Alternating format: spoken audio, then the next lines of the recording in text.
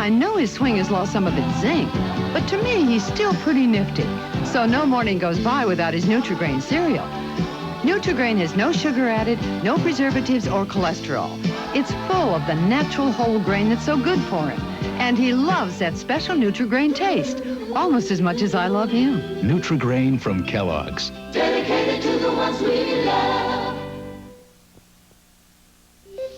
Serving and informing the Twin Cities for 4 decades. This is WCCO Television, Minneapolis, St. Paul. And now, Dave Moore, Pat Miles, Mike Fairborn, and Ralph John Fritz bring you Channel 4's 6 p.m. report. Good evening, everyone. I'm Debbie Ely, filling in for Pat Miles. The continuing drama of the fight for a convention center came sharply into focus on 2 separate stages today. The Canadian developers of the $1.3 million mega mall in Bloomington rejected any compromise during an appearance at the Minnesota Press Club. And at the state capitol, Bloomington officials asked the legislature for up to $276 million to indirectly finance the project. But as Pat Kessler reports, the reaction was cool. If some lawmakers are unsure about a special session for a convention center, they're downright skeptical about using public money for the project. Can you explain to me what rural Minnesota will benefit and what your city will have? The Senate Tax Committee got its first look at proposals from both Minneapolis and Bloomington today, and it was quickly clear that neither project is going anywhere fast. I don't think the Minneapolis proposal would pass this legislature on its own, nor would the Bloomington proposal on its own, unless there can be some middle ground found and some accommodation. And to suggestions of compromise, Bloomington giving up the convention center to get subsidies for the mall, there appeared to be no room for movement. Opportunities to compromise are not very good. Minneapolis should not forego a convention business that they've had for over 100 years. And even a compromise won't be acceptable to some. If there is some accommodation by both sides, I presume that they'll be milking the cow from both sides. And the poor taxpayers are really going to suffer. If all of that isn't enough, the tax committee today suggested it may be unconstitutional to use public money for a private enterprise in Bloomington. And it may not want to give state aid to Minneapolis anyway. More hearings will be held next month. Pat Kessler, WCCO Television News. One of those placing himself as a roadblock to a compromise in the mega mall went on the offensive today, strongly. Nader Girmajian made appearances on WCCO radio and at the Minnesota Press Club to take his case over the heads of the politicians to the people. The Canadian developer says special interests in Minneapolis are trying to sink the Bloomington project, even though he claims it won't cost taxpayers even 1 cent. Marcia Fleur was present for the Girmajian tongue-lashing. It's fantastic! It's unbelievable! And according to Nader Girmajian, irresistible, this $1.5 billion proposal of his. But he told his audience he has a problem. Lobbyists hired by Minneapolis. They are using the convention center as a red herring to stop the project. I know what is happening. You are using the convention center to kill the project. And that might happen if they have their own ways. Another red herring, according to Girmajian, the issue of millions of dollars in state assistance for the project. He claims that's just a sliver of the money only Fantasy World would generate. If I today walk out of this city, would you get that tax back? Is it something that you would have saved? It will not cost any taxpayer. Girmajian wants what he calls the silent majority to form a counter-lobby, to deluge legislators with calls and letters of support. Well, just because we're on the different side of the fence doesn't mean that we're trying to undermine the project at all. Is there no room for compromise with you? Well, compromise is go build what you want, let me build what I want. I have nothing to do with them with compromise. I have given them all the compromises. I said, go do whatever you want. Just leave us alone. This is Marcia Fleur, WCCO Television News, Minneapolis. A federal grand jury in Madison, Wisconsin today returned indictments against two prisoners accused of shooting two U.S. Marshals last week. The shooting occurred during an escape attempt while the prisoners were being transferred. Michael Whitehead and John Luttrell were each charged with 2 counts of attempted murder, escape, and assisting the other to escape. Both men will make their first court appearance next week. If convicted, Whitehead could face a 50-year prison term. Luttrell could receive a 67-year sentence. A grand jury in Otter Tail County today considered the case of John Reardon, the Underwood man accused of sexually abusing and finally murdering his 13-year-old daughter. The grand jury recessed late this afternoon and will continue its deliberations tomorrow. Trish Van Pilsen reports. The 22 grand jurors took testimony for more than 6 hours, much of it from investigators working on the case. Reardon himself didn't testify. Reardon's earlier admission to authorities that he killed his daughter will be paramount to the case, but Reardon now says he's not sure. Authorities remain tight-lipped about what kind of physical evidence they have to corroborate his original statement. Defense attorneys will begin reviewing videotapes of that statement in the next few days. Until then, they won't decide whether to try to have Reardon's admission thrown out. That's why they're supposed to be advised they have a right to an attorney. He indicated that they did give him that right, but he was willing to cooperate with them, and I guess that's basically, at that point, what he wanted to do was cooperate with them, and that's what he did.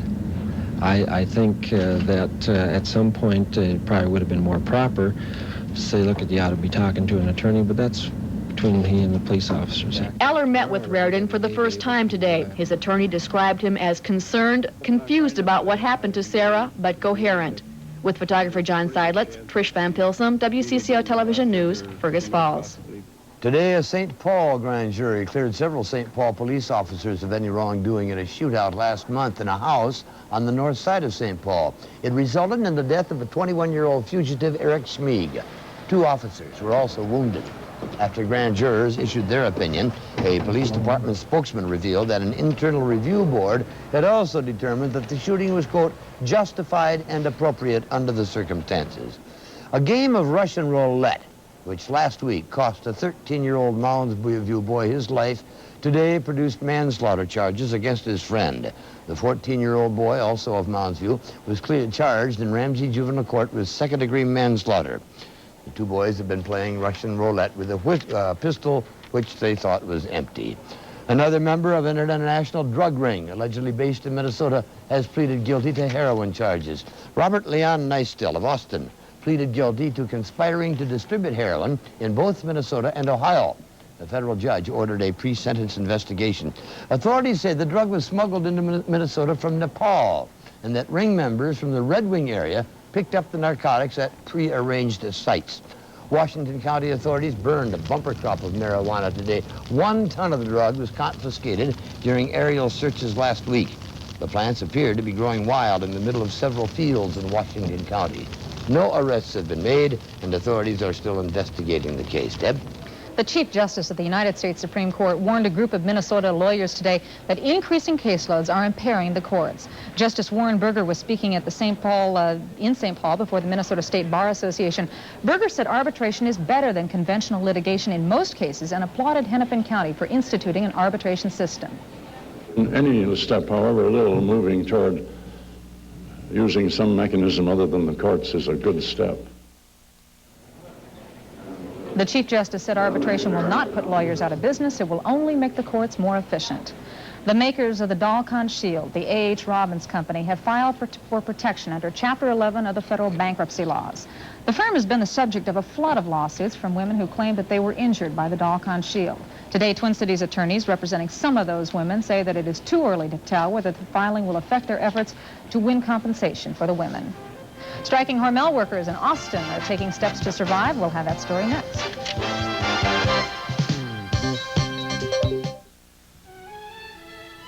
Good morning! Beautiful day in CCO land. WCCO Radio News. This is Dick Chapman. Some rather good. Skies are sunny now, and it looks good right on through the weekend. We've checked the latest radar. And on the pitch, Herbie swings a line drive out of the right. All right, gang, this is Cannon on CCO, and we're going home. Real Radio. Oh, what a perfect day today. WCCO. Last year, the Mulroys of Bismarck, North Dakota came all the way to Minneapolis for a coronary angioplasty. Their doctor said that for serious illness, Abbott Northwestern has the most advanced medical technology within 1,000 miles and successfully performed more heart procedures than any hospital in the region. Abbott Northwestern. It's right here in Minneapolis, though sometimes our loving arms reach all the way to North Dakota. It's closeout time at Roseville Chrysler Plymouth. Where else will you find the biggest discounts on one of the biggest inventories of cars? Everything's got to go. Come on in, let's make that car deal. The battle between the big American car manufacturers has been escalating in the last few days. They're all offering super low financing rates for loans on the new 1985 model automobiles. That sparked quite a bit of interest from consumers in the Twin Cities. And Mike Walsher was sent out to do a spot check on a few of the dealerships. Is the plan working, generating sales? Well, it seems to be, Dave, if we could believe what the dealers are telling us. Most Ford and General Motors dealers here in the Twin Cities are now offering to sell their 85 cars at 7.7% interest. That is the lowest financing rate in several years now, and up to 6% less than rates earlier this summer. General Motors was the first to lower rates on most 85 cars to 7.7% over 4 years. Dealers claim their business has increased several-fold in the few days the low rates have been offered. They say the strike by car transporters this summer really slowed down sales on 85s, and that there'd be a problem selling those 85s after the 86s come in. There would be if there was no incentive for a customer to buy an 85 versus an 86. Ford on Monday followed GM in offering 7.7% financing on 85s. At one local dealership, salesmen we talked with said the transport strike was only a small reason for the lower rates. They say the real reason is to bring back customers through a good deal. It was here just a few months ago where we had an 8.8 financing and just about everybody had it. And that disappeared for a while and so did the customer. So now it's back and we're sure glad to see it. This afternoon, Mike Neal was looking for an 85 and was drawn here by that 7.7% financing. Over the course of 4 years, we're talking $2,000 or $3,000 on a car, so it's definitely the time to buy it.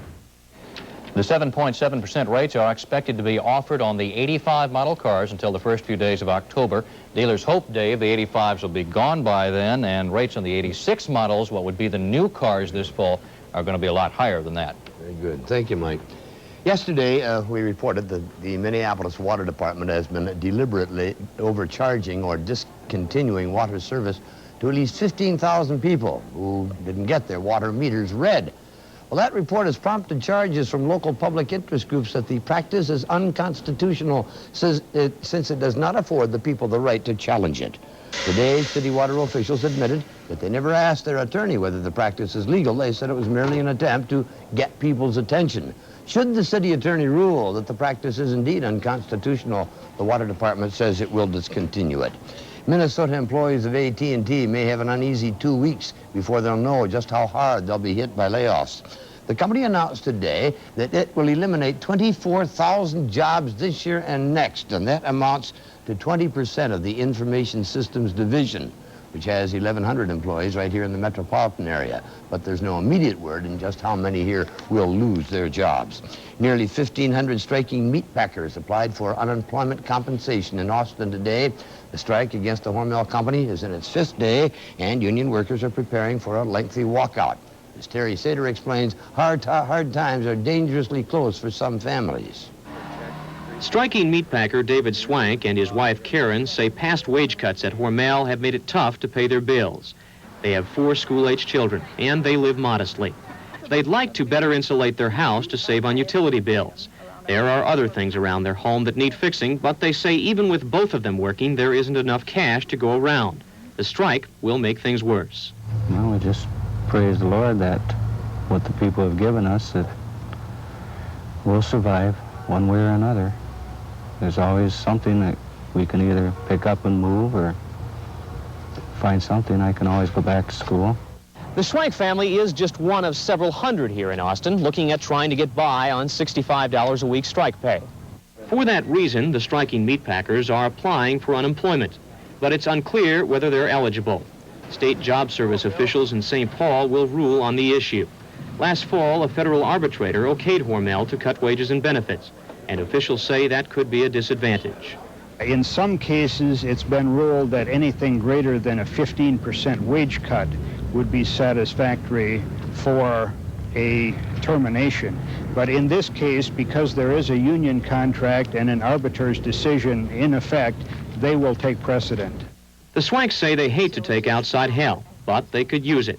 Karen, a teacher's aide, is now the sole wage earner, and she says as long as there's a strike, they won't be able to pay their bills. And the one thing she used to hope for, she says, may never happen. I would like to have that American dream when I'm old, to own my home. That's what I would like. With photographer Jeff Coffer, Terry Sater, WCCO Television News, Austin. Country singer Willie Nelson will not be coming to the Metrodome in Minneapolis this winter. He had been scheduled to appear at a massive concert to benefit struggling farmers, but it seems Illinois got the idea first. A New York promoter announced today that Willie Nelson and others will sing for contributions to farmers on September 22nd at the University of Illinois. The idea is patterned after the Live Aid for Africa concerts, which raised millions of dollars last month. Meanwhile, the Minnesota Farmers Union headquarters in St. Paul is up for sale. MFU officials say there are better ways to spend their scarce resources in tough times such as these. They plan to divert the profit from the sale into rural programs aimed at helping farmers. The MFU is now looking for rental property to house their headquarters. There are those workers who fear that automation will eliminate their paychecks, but that hasn't halted the growing popularity of robots in the workplace. A robot was the center attraction at the Toro company's employee field day today. This particular robot is used in Wyndham to test parts of the transmission systems for lawnmowers. Last December, it did replace a worker, but the employee was given a new job, which the company says was far more challenging.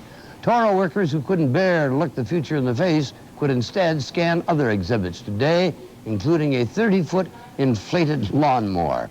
You were out in today's weather, weren't you? Cloudy, very little sun, if any, till late in the day. Well, we'll be getting more of the same tomorrow, except, well, Walt Lyons will fill us in on the rest of it in a moment.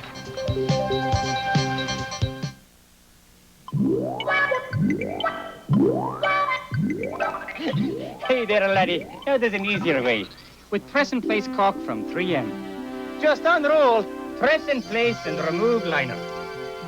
Hey, that looks great. Aye, and no mess. And press-and-place caulk will last for 20 years. Our 3M will replace it free. Wanna buy a used caulking gun? There's just one rule for doing it yourself. Don't do it yourself without 3M. Is looking at you, kid. It's great to see your favorite movies in your living room. You don't have a video recorder. Well, I know where you can get one free. Right now at Slumberland, when you buy this queen-size sleep sofa and love seat, you'll get a remote control VHS front-load VCR worth $359 absolutely free. This stylish group comes in 6 color combinations, one of the most attractive sets we've ever offered. Yours for just $8.99 plus a free VCR. Another good buy from Slumberland. When does Kellogg's Apple Raisin Crisp cereal get its homemade taste? Homemade taste? Does Apple Raisin Crisp get its homemade taste from apples like Grandma baked? Tastes like my recipe. Does Apple Raisin Crisp get its homemade taste from the raisins that sweeten its taste? I love raisins. Do the big crisp flakes with the apples baked on bring on that crunchy taste? Apples baked in the flakes. Where does Apple Raisin Crisp get its delicious homemade taste? Only from Kellogg's. If you've been gambling that new car financing rates would go down, you just rolled a lucky 7. 7.7% GMAC financing at your Better Buick dealer. Get 7.7 on our bestseller, Buick Century. 7.7 on the solidly built Buick Regal. 7.7 on the front-wheel drive Buick Electra and Electra Park Avenue. Save even more with model year closeout prices. 7.7% financing, now for a limited time at these 6 Twin Cities Better Buick dealers. Walt Lyons is here, continuing to fill in for Mike Fairborn. You know, we just had the service come out yesterday and spray some herbicide on our weeds, and it's not supposed to be watered for 24 hours, so it would only stand to reason that it's going to rain. You want to know if it's going to rain? Is it? Well, let's check. What a good lead-in question. For the next 2 minutes, we'll try and answer it. Is it raining now? No. Nothing on the radar in Minnesota, although you'll see some blue blips down in Iowa. That's associated with some pretty heavy thunder. Where did that come from? Ooh, it came from up in South Dakota. Look at these things rip. Bang, bang, bang, bang, boom. That's quite a thunderstorm. 60-mile-an-hour winds and up to golf ball-size hail associated with that as it moved rapidly with the jet stream winds into Iowa. It's part of a whole area of unsettled atmosphere. A slight risk of severe weather extends all the way into western Minnesota. A tornado watch is out for portions of North and South Dakota until later on this evening. So I guess things are getting back to normal. That means lumpy weather with, well, a lot of heat. That thunderstorm, even though it's in its weakening phase, we're looking on Lightning Watch 4, that's been flashing about 500 lightning strokes every 3 minutes. I would not want to be sitting under that cell right now, but we're watching up in North Dakota where the next ones will come from. One good thing, even though the threat of rain's going up, the temperature is rising. It was 41, a record low in Duluth this morning, 40 at Sandstone, but as you can see, it's warmer out west. In fact, it's in the 90s and 80s out to our west. 70s have finally regained a foothold in southern Minnesota for the first time in 4 days. 60s to our north, but that's again cooling off, although right now it's 54 at Grand Portage. Sunny, that's a nice word. I haven't used it too much lately. 71, we haven't had 70 too much lately either, but there it is. 56 is the increasing dew point, 59% the humidity. The winds are southeast at 17, the barometer going up at 30.10. As we said, we finally made it into the 70s for the first time in 4 days. 71, the low last night was 56, and the record high for the state is 98. Yes, summer can still happen, and I don't think it's over yet. What is going on? Well, the jet stream's whippling and waving past us. Some of the cool air that we've had is now moving to the east. A warm bulge is beginning to develop, but with this other storm in the upper atmosphere aloft, it's going to cause another one at the surface just about to our west. By tomorrow, first a warm front, then a cold front is going to be approaching us, and that means the chance of showers goes up with each passing hour. Most of the heavier stuff, as it is now, will tend to be to our south, but a quarter inch to a half inch of rain in the next 24 to 36 hours is not at all unlikely. When will the rain begin? Probably considerably after midnight, so at least for tonight, it'll be rather pleasant. Variably cloudy with a chance of thunderstorming late. Low about 60 with southeast winds. Thursday, variably sunny, then some clouds and a couple thunderstorms rumbling by. The high will be much more summer-like in the 70s, upper 70s, in fact. Thursday night, variably cloudy with some thunderstorms continuing off and on, the low 61. And then Friday, mostly sunny with some more periods of showers and thunderstorms at times.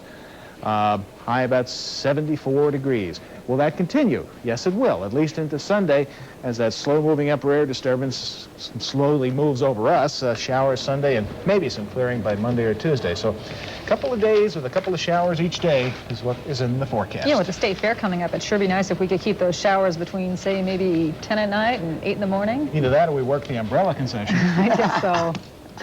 The dream is ended for the Little Leaguers from East Tonka, and the Twins went through another nightmare today. Mark Rose with both stories in just a moment.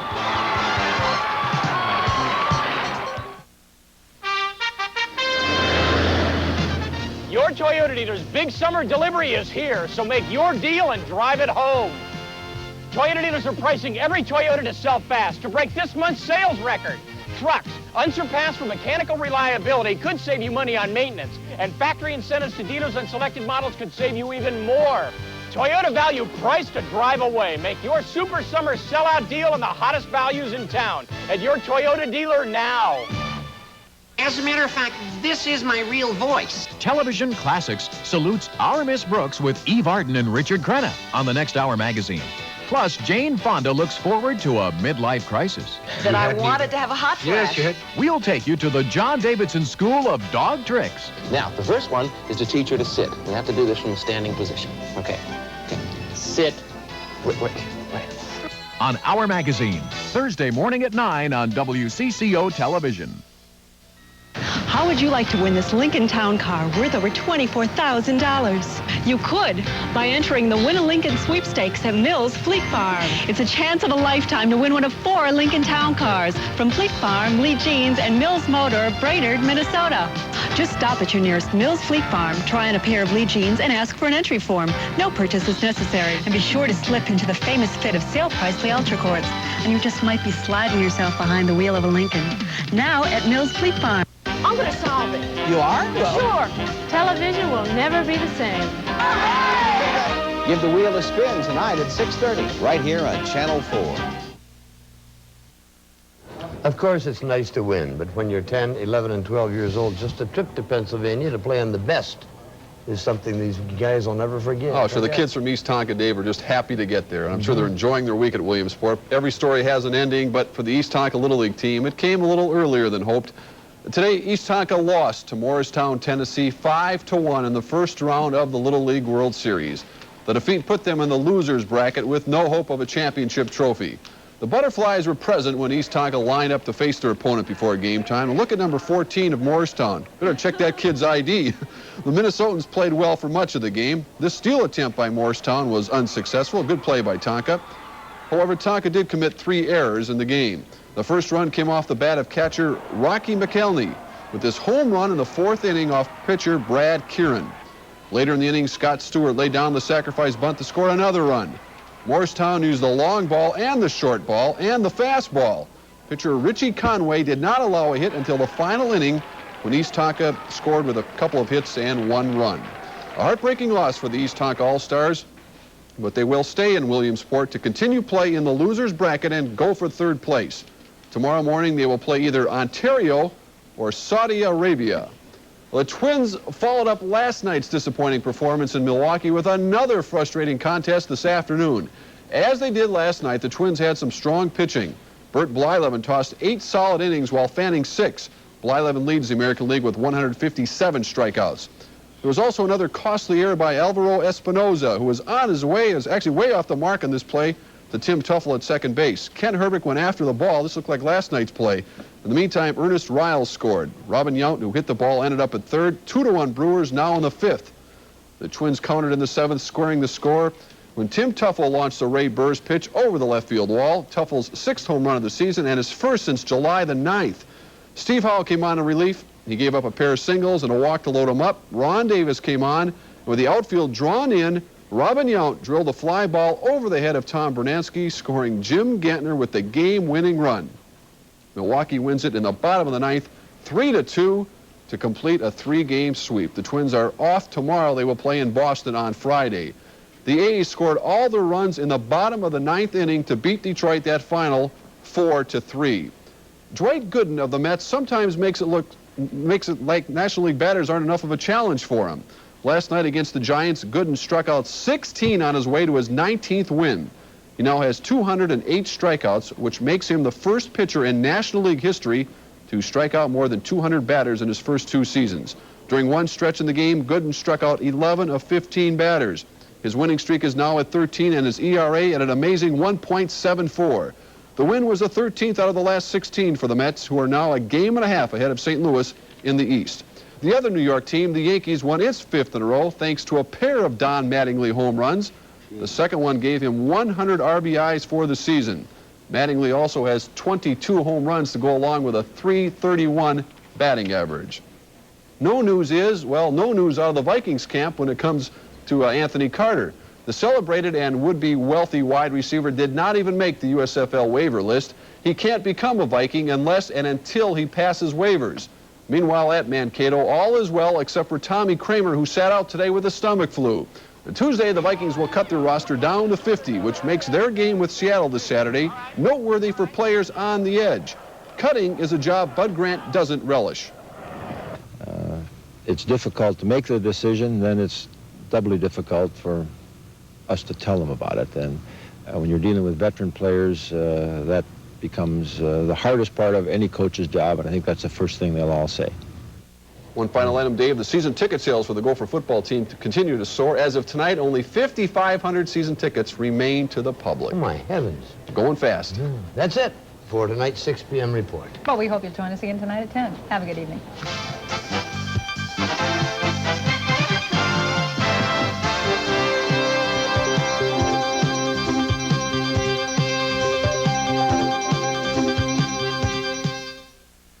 It's happening today. Levitt's big 12-hour sale. Save 15 to 57% on everything in stock. But hurry, it's only 12 hours today, 9 a.m. to 9 p.m. Don't miss it.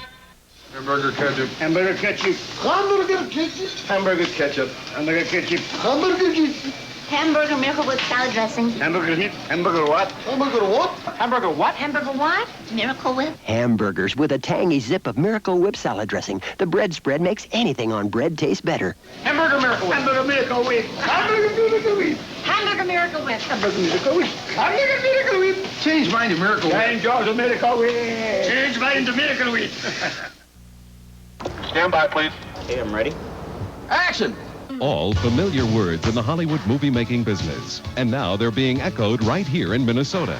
From the production of major motion pictures to music videos, TV specials, and commercials, our local film and video industry is thriving and making Hollywood sit up and take notice. You will too, as WCCO-TV presents Minnesota Shorts, Wednesday night at 7, here on Channel 4. You're looking at Stephen Wayne Vineyard, one of over 1.5 million children reported missing each year. You can help find them by looking at their pictures and descriptions on one of these message displays now in major supermarkets. And please, jot down the toll-free number. With your help, we can reunite a missing child with loving parents. You can't do better than that. WCCO Television, Minneapolis, St. Paul. It's nice to know that